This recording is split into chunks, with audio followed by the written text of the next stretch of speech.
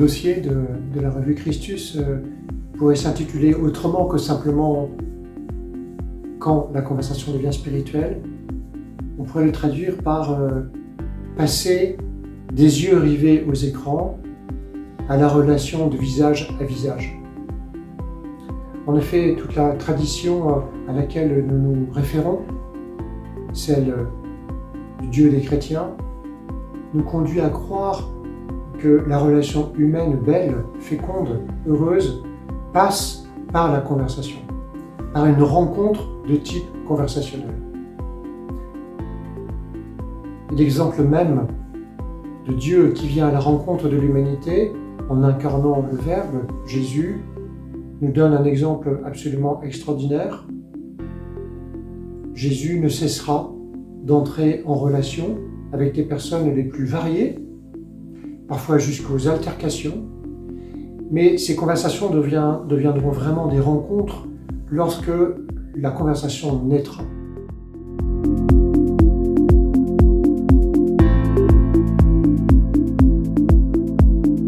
Il ne s'agit pas simplement de parler de Dieu pour qu'une conversation devienne spirituelle, mais peut-être plutôt ce qui rend spirituelle une conversation est la manière d'y entrer, la manière de s'y tenir.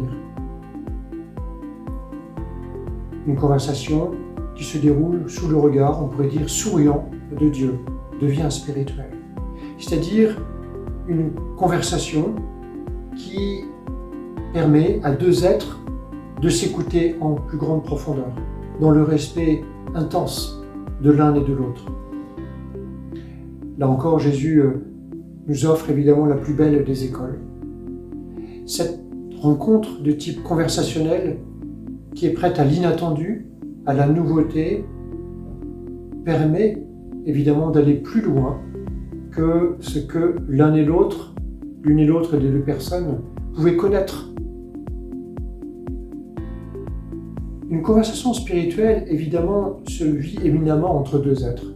Mais nous pouvons aussi reconnaître qu'un groupe peut entrer en conversation spirituelle.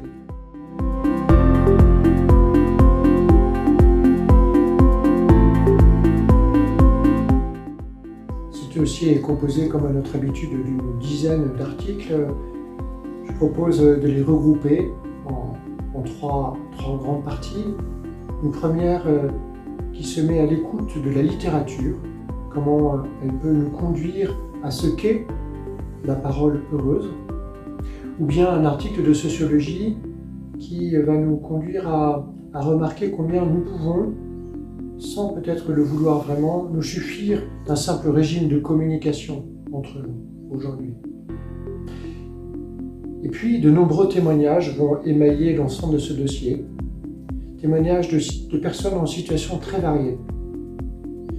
Une personne qui se trouve entre deux cultures et deux religions, une autre qui nous parle de cette expérience magnifique de l'allaitement de son enfant la nuit, une troisième qui nous parlera de l'art de la disputation.